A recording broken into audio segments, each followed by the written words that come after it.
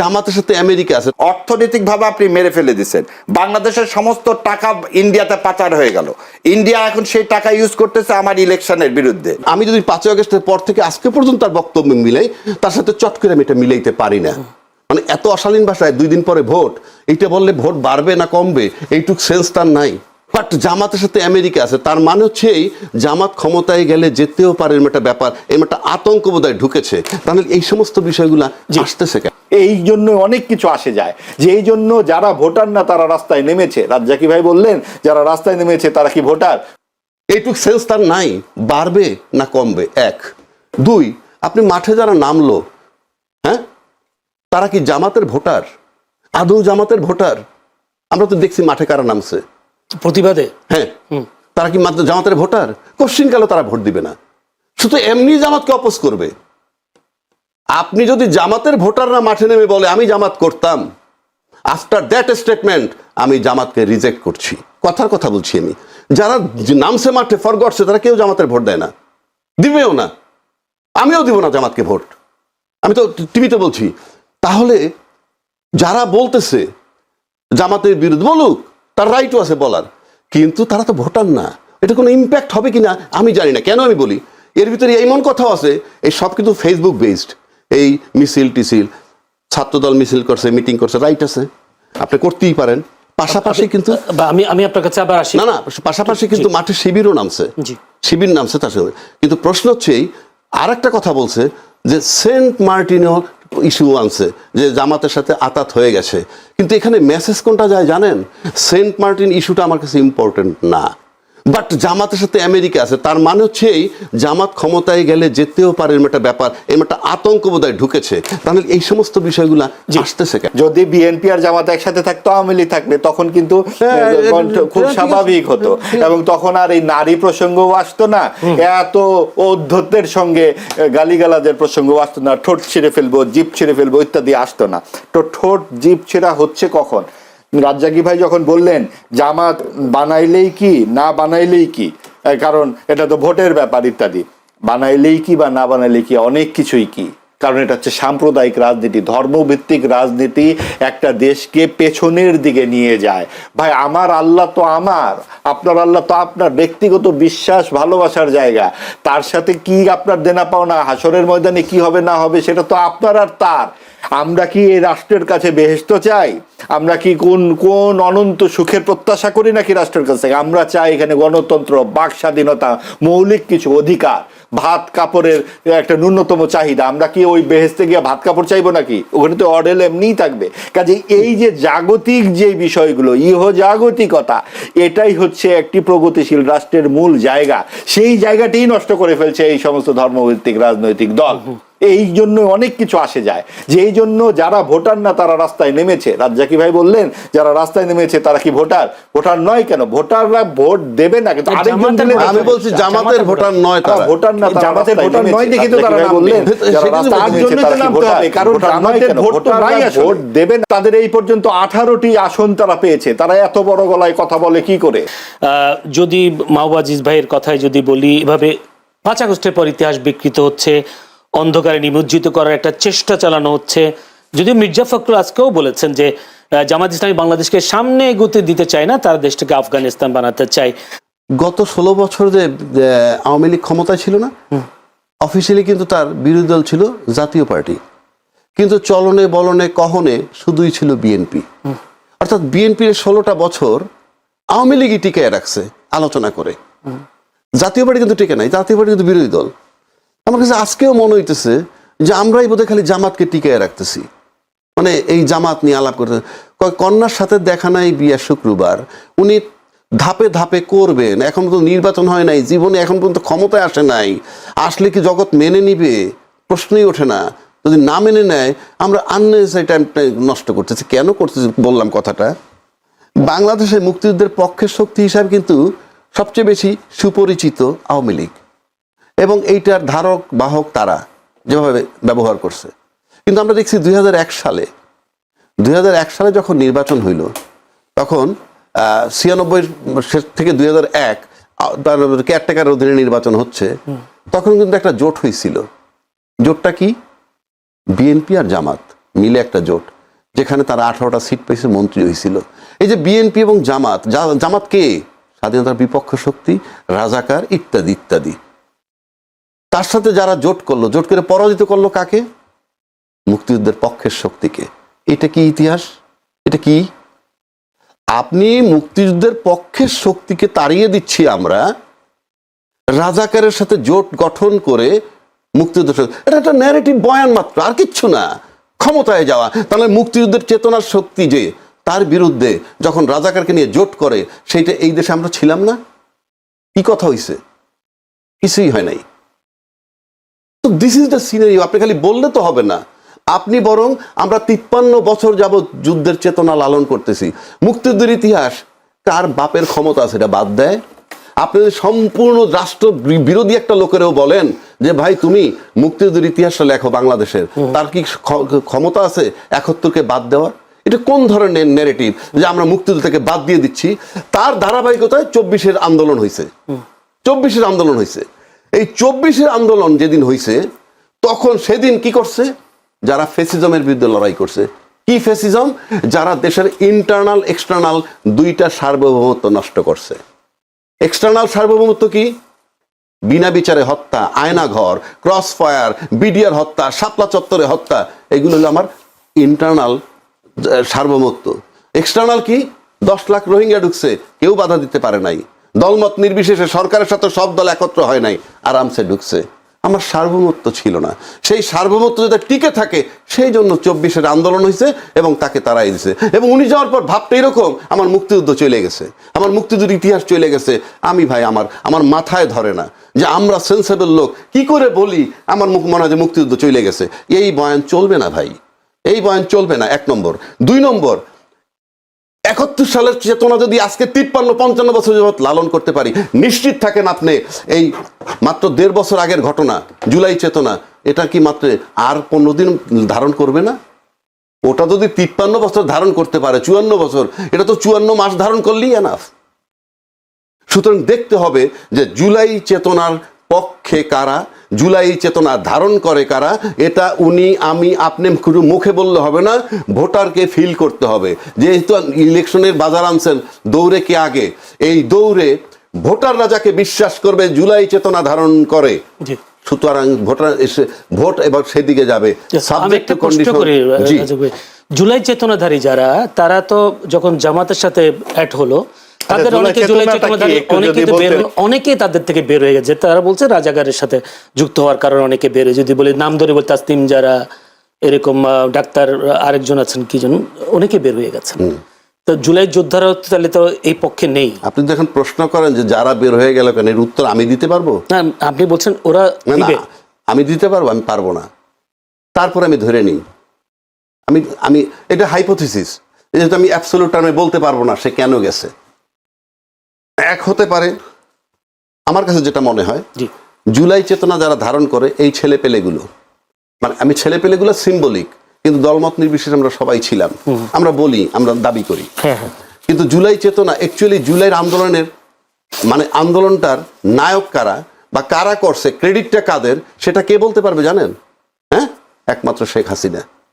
কারণ তাকে তাড়ানো হয়েছে, সুতরাং সে জানে যে কারা তাকে তাড়াইছে। আমি আপনি মুখে বলেন, তার বক্তব্য কোন স্পষ্ট হয়েছে? তার বক্তব্য তো নাই আমার কাছে। আপনি যেমন ভিকটিম, আপনার হাতটা কেটে ফেলছে একটা কোপ দিয়ে, 5টা আসামি দাঁড়ানো আছে, আপনাকে যদি বলা হয় 5 জনের মধ্যে আসামি আছে, জি আছে, কে দিছে? অমুকে কোপ দিছে। তো আপনি যেটা বলবেন, তো তারাইছে হাসিনাকে, শেখ হাসিনাকে, সেটা সবচেয়ে ভালো বলতে পারবে শেখ হাসিনা। যেমন চাঁদাবাজি নিয়ে কথা হচ্ছে, আমি কি বলতে পারবো যে কে চাঁদাবাজি করে? আপনি চাঁদাবাজি করেন না, মাহবুব ভাই করে না, কে করে আমি বলতে পারবো? যে ভুক্তভোগীর সাথে জানেন, কিন্তু যে চাঁদা দেন একমাত্র সে জানেন। সুতরাং আপনি যে চাঁদাবাজি করে, যে দেয় চাঁদা সে জানে। আপনি নিশ্চিত থাকেন বাংলাদেশে 70-80 লক্ষ স্পট থেকে চাঁদা তোলা হয়, এবং তাতে অন্তত 1-1.5 কোটি লোক ইনভলভ আছে ওই জায়গাগুলায়। এই 1-1.5 কোটি লোকের কাছ থেকে যারা চাঁদা নেয়, হ্যাঁ, তারা ভোট দিবে না। যারা চাঁদাবাজ তাদেরকে বল, চাঁদাবাজকে আমার জানার দরকার নাই, কিন্তু ওরা জানে চাঁদাবাজ কারা। একইভাবে জুলাই চেতনা ধারণ করে কারা, সেটা ভোটাররা বিবেচনায় নিবে, আমি আপনি না। ভোটাররা যাকে বিশ্বাস করবে জুলাই চেতনার পক্ষে, ভোট সেদিকে যাবে, এবং সেদিকে যায়, যদি যাইতে থাকে কনস্ট্যান্ট, এবং এটা যদি মনে হয় যে কেউ বুঝতে পারে তাহলে জুলাই চেতনায় ভোট যার পক্ষে যাবে সে যখন বুঝবে আমি বিজয়ী হচ্ছি, আর যে বুঝবে তার পক্ষে যাচ্ছে না, সে হারতেছে, সেটা নিয়ে যদি কেউ লড়াই করতে চায়, মারামারি কাটাকাটি, সেটা ভিন্ন। বারবার উঠে আসে দুর্নীতির বিরুদ্ধে কঠোর অবস্থান এবং সেই সাথে আইন শৃঙ্খলায় পরিস্থিতির নিয়ন্ত্রণ, এইসব বিষয়গুলো বেশি উঠে আসছে। ফ্যামিলি কার্ড, কৃষি কার্ড এবং সেই সাথে জামায়াতের সোশ্যাল স্মার্ট কার্ড, এই বিষয়টাও আসছে জনগণের কাছে, ভোটের কাছে। এই যে প্রতিশ্রুতিগুলো কতটা বাস্তবায়নযোগ্য করতে পারবে বলে মনে হয় যে নতুন বাংলাদেশে 24 পরবর্তী? দেখেন, প্রতিশ্রুতি খুব ভালো জিনিস, মানুষকে লোভ দেখানো হয় আর কি। এখন বাস্তবায়ন কতটুকু করা যাবে এটা আগে ভাগে কিন্তু আমি বলতে পারবো না এই কারণে যে এক একটা পার্টির তো এক এক ধরনের ক্যারেক্টার।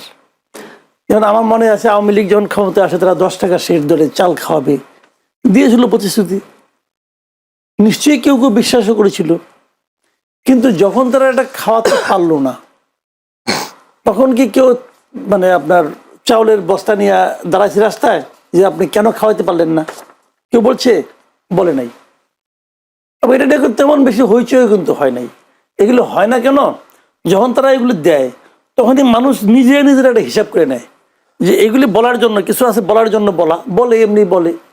আবার কিছু কিছু আছে তারা সিরিয়াস থাকে, তো তারা প্রায় সিরিয়াস থাকে না, বলে ও বলছে 20 টাকা দিবে, ঠিক আছে আমি 30 টাকা দেবো। যে টাকা আপনাকে দিতেই হবে না সেটা 30 কেন 300 বললে সমস্যাটা কি, বলে দিলাম। এখন এই ধরনের প্রতিশ্রুতি আমাদের এখানে চলে। আসলে একজন মানে সামান্য একজন মনে করেন দেশের নাগরিক হিসাবে, একজন ভোটার হিসাবে আমিও তো সরকারের কাছে কিছু চাই। আমি খেলে আমার কথাটা বলি, আমি এটা বহুর জায়গায় বলি, সেটা এখনো বলি।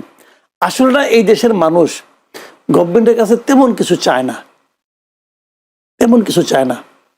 তারা খালি একটা জিনিস চায়, তারা বলে দেখেন ভাই আমার মাস শেষে বাজারটা আমিই করব, আপনাকে যে আমার বাসায় বাজার দিয়ে আসতে হবে না, আমার জামা কাপড় আমার সংসার আপনাকে চালাইতে হবে না, ওটা আমিই করব, আপনি খেলে আমাকে ডিস্টার্ব করেন না, আর কিচ্ছু না। কিন্তু আমরা চাই সরকার যেন আমাকে ডিস্টার্ব না করে।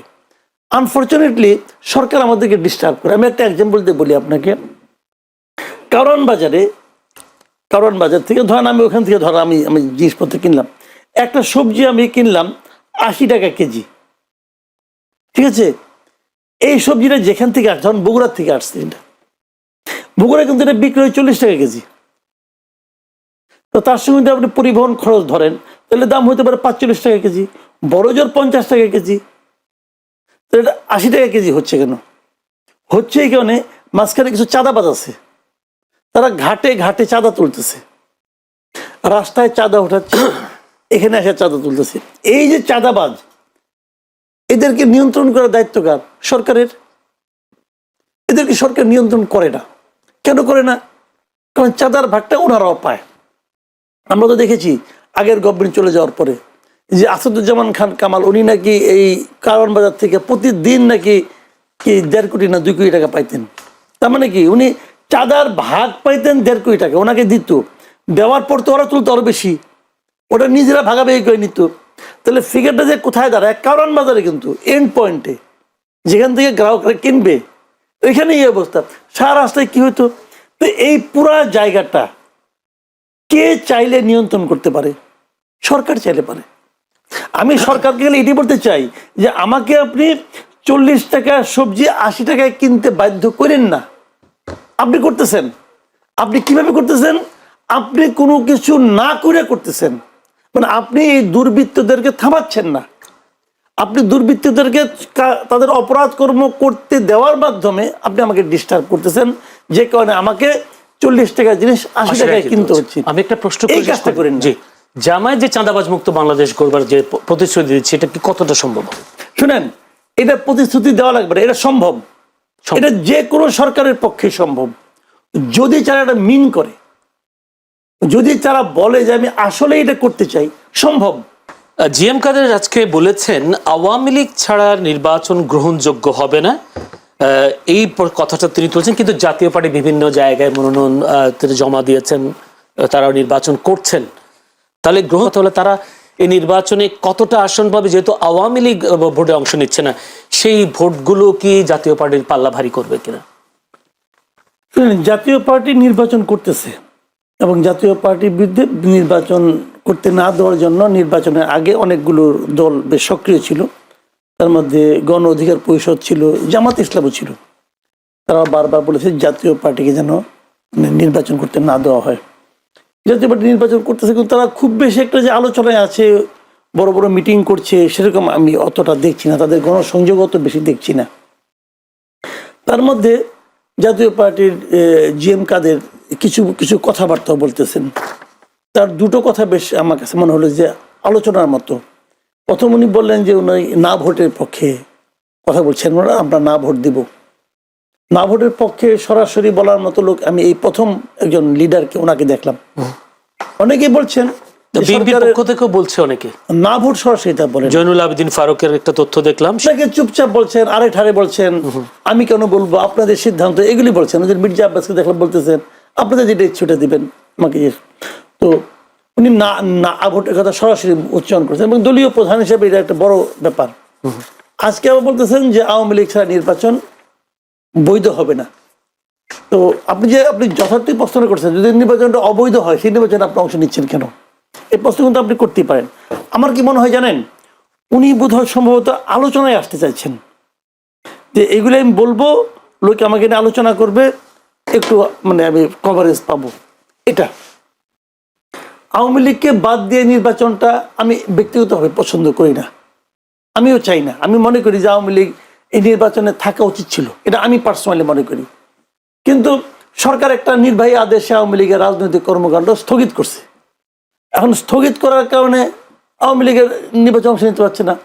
এই যে সরকারি নির্বাহী আদেশে স্থগিত করছে, এটাও আমি পছন্দ করি না। আমি মনে করি সরকার এই কাজটা অন্যায় করেছে, ভুল না কিন্তু অন্যায় করেছে।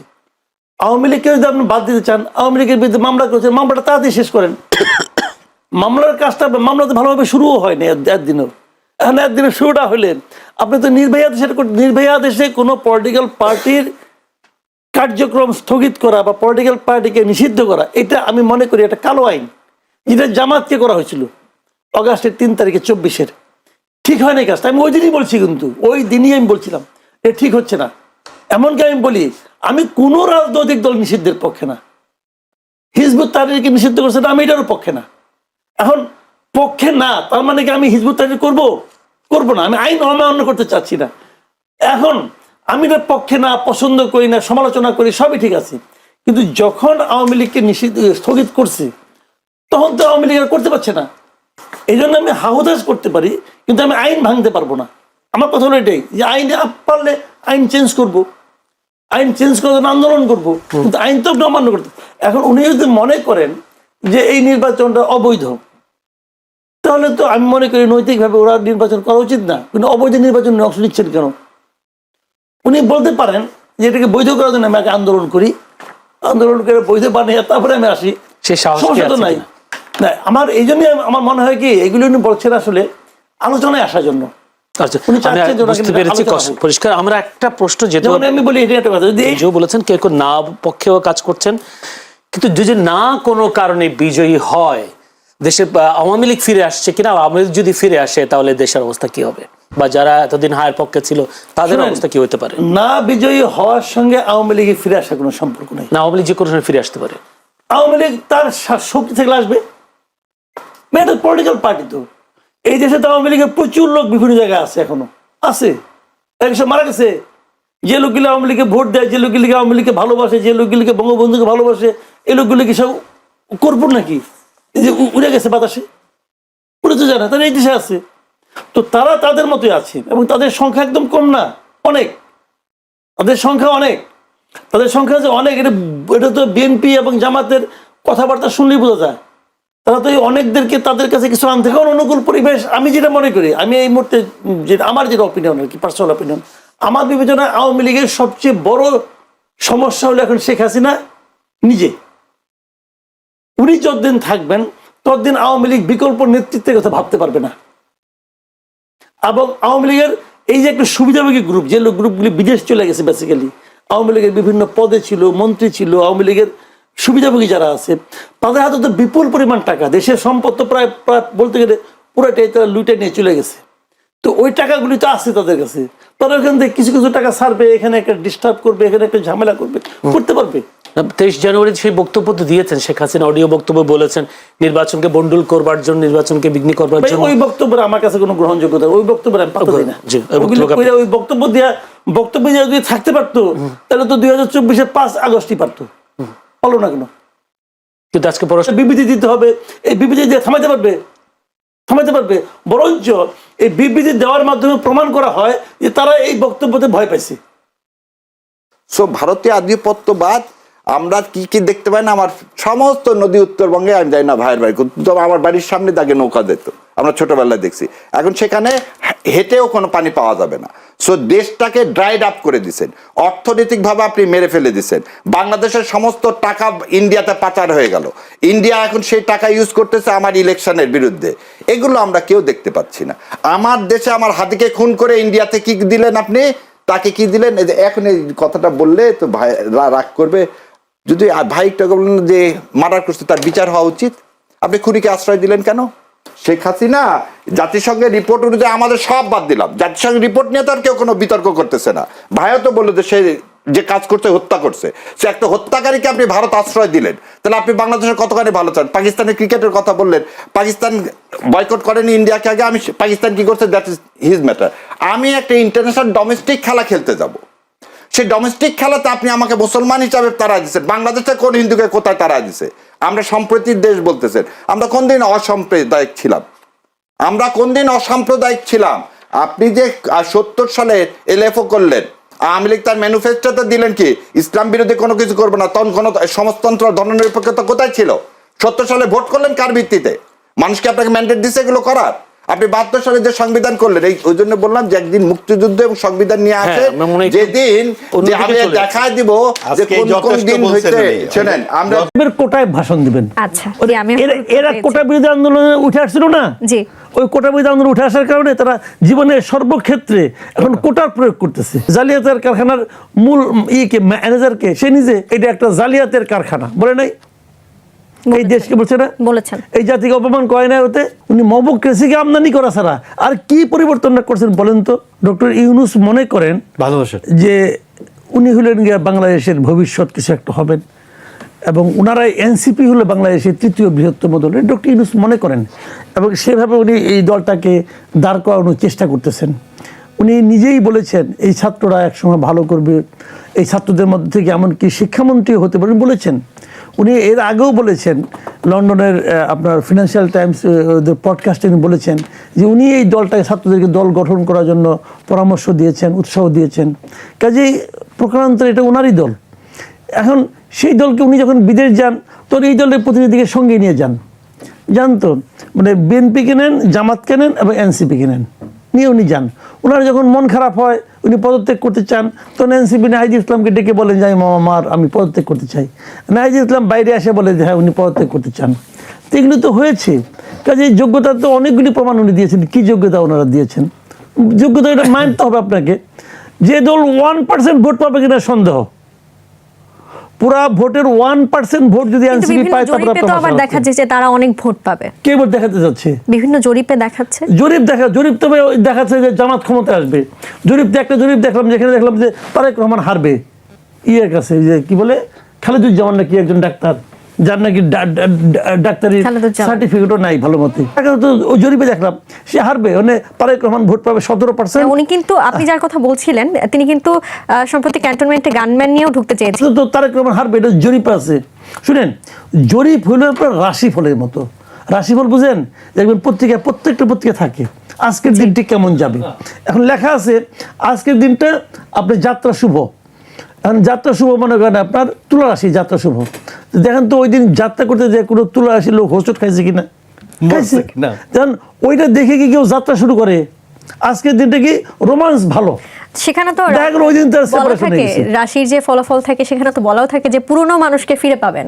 তাহলে এই যে এইগুলি জানে যারা পড়ে, তারাও জানে এটা কোনো বেল নাই, এটা কোনো ভিত্তি নাই, সায়েন্টিফিক কোনো বেস নাই। কিন্তু তারপরেও তারা পড়ে না, পড়ে কেন বলেন? জানে কোনো কাজে লাগবে না, তারপরে পড়ে। পড়তে মজা লাগে, মূল ঘটনা কিন্তু এইটাই। আচ্ছা। তো এই জরিপগুলো এগুলোর কোনো ভিত্তি নেই রে ভাই, কে জরিপ করতেছে তার উপর নির্ভর করে, কোন প্ল্যাটফর্ম জরিপ করতেছে তার উপর নির্ভর করে। ইদানিং আবার কিছু কিছু জরিপকারী প্রতিষ্ঠান আছে এরা টাকার বিনিময়ে জরিপ করে দেয়। এই সবগুলো হলো, যদি কমও হয় তাহলে কি এটা বোঝানো হয় বা কোনোভাবে প্রভাবিত করা হয়? আমি আপনাকে এক্সাম্পল দিচ্ছি, যে মনে করেন আমাকে একটা পার্টি দিল যে তুমি আমার জরিপটা করে দিবা, জি, এবং আমার পার্ট তোমাকে এত টাকা দিলাম তুমি করে দেবো। ধরা যাক এটা ইসলামপন্থী কোনো একটা দল, তো আমি গেলাম, আমি 500 লোকের জরিপ করলাম। এখন 500 লোকের জরিপ আমি কোথায় করলাম? আমি 20টা মাদ্রাসায় গেলাম, আচ্ছা, জরিপ করলাম তো ভাই। আমি একটা কথা মিথ্যা বললাম না কিন্তু। তো এক একজন লোকের এক একটা পকেট থাকে, তো আমি ওই পকেটগুলো দিয়ে নক করলাম। ওখানে নারী পাইলাম, পুরুষ পাইলাম, বৃদ্ধ পাইলাম, ইয়াং পাইলাম, সমস্ত ক্যাটাগরির লোক আমি রাখলাম ওখানে। ফল কি আসবে? ফল যা আসে তাই আসবে। তো হিসাবটা এরকম যে আপনি আমাকে টাকা দেবেন, আপনার মতো করে আমি জরিপ বানাই দেবো।